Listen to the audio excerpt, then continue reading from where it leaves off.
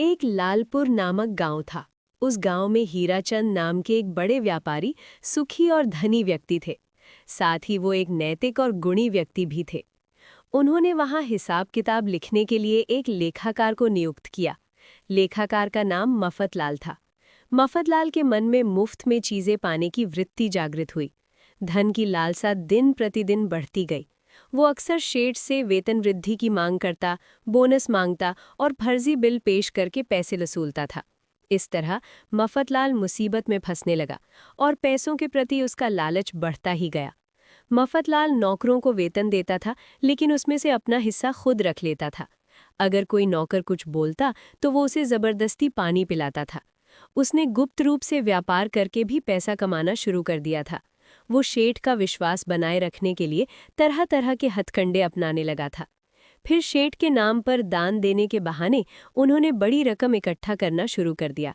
धन के प्रति उनका लालच बढ़ता गया और वे पाप करने लगे। धन मिलने के साथ ही उनकी जीवन शैली भी बदलने लगी। उन्होंने नया घर बनवाया, उन्होंने उच्च गुणवत्ता का फर्नीचर लगवाया, उन्होंने सोने चांदी के गहने खरीदे और विलासितापूर्ण जीवन जीने लगे। हीराचंद बूढ़े हो रहे थे।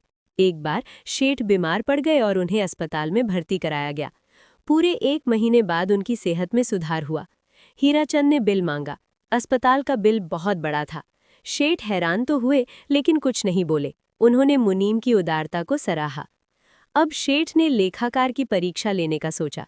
एक रात उन्होंने लेखाकार को बुलाया और उससे कहा कि वो अपने पास मौजूद बड़ी रकम और गहने तिजोरी में रख दे।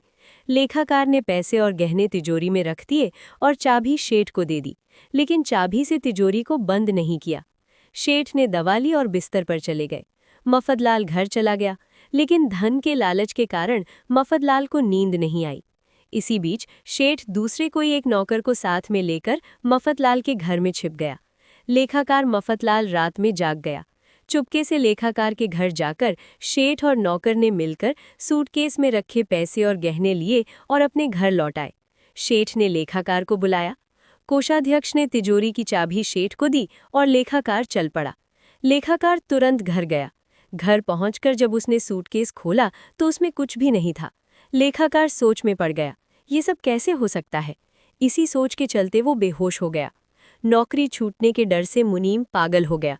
उसे अस्पताल में भर्ती कराया गया, लेकिन कोई फर्क नहीं पड़ा और पागलपन की हालत में ही उसकी मृत्यु हो गई। इस प्रकार धन की लालसा पाप की ओर ले जाती है और अत्यधिक पाप करने से मनुष्य और स्वयं का विनाश होता है। मुनीम के साथ यही हुआ। फिर ईमानदार और धर्मनिष्ठ शेठ संसार के मार्गदर्शक बने रहे।